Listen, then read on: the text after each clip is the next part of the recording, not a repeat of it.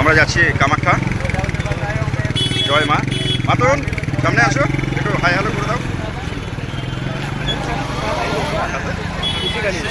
আরো দুজন জয় মা। জয় মা।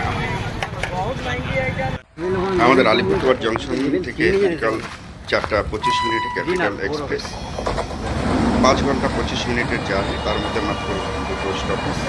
ট্রেনে বেশ ভালোই মজা হবে আশা করি।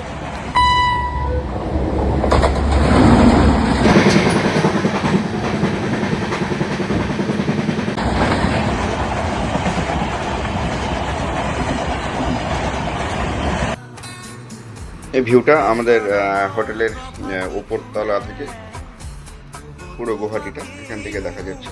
অসাধারণ নজারা। এখান থেকে দেখা যাচ্ছে কামাখ্যা মন্দিরের টেম্পলের সেই চূড়াটা তোমরা দেখতে পাচ্ছ। রাত 12টা স্নান টান সেরে প্রত্যেকে রেডি হয়ে যাচ্ছি মন্দিরে লাইন দিতে। হোটেল থেকে শুরু করে এখনই পৌঁছে যাব আমাদের।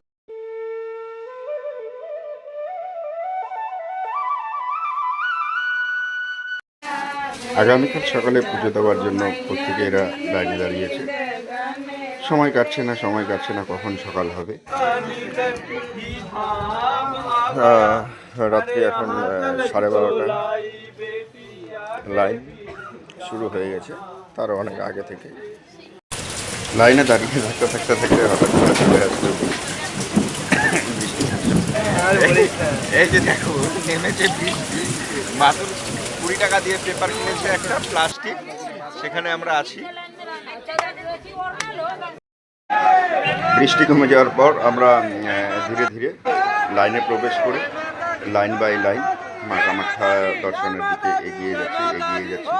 কিছু দূরে ফাইনালি কামাখ্যা মায়ের দর্শন করে পুজো দিয়ে বাইরে বেরোলাম একটু নজারাটা দেখি। এখানে ওয়ালের মধ্যে শিব তাণ্ডবের সেই কামাখ্যা মাকে কাঁধে নিয়ে যে সুদর্শন চক্রধারী 51টা পীঠের একটা পীঠ এই গুয়াহাটিতে, সেটা ওয়ালের মাধ্যমে আমরা একটু বেরোলাম সকাল সকাল পূজা দিয়ে। আসো জয় মা